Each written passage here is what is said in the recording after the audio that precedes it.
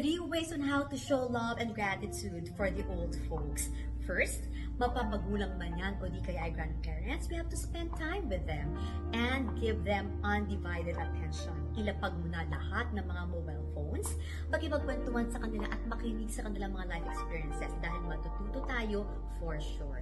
Second, action speaks louder than words. Tulungan sila sa kanilang household chores o di kaya mga errands, pero mainam na rin na naririnig nila mula sa iyong bibig ang mga katagang, thank you and I love you always.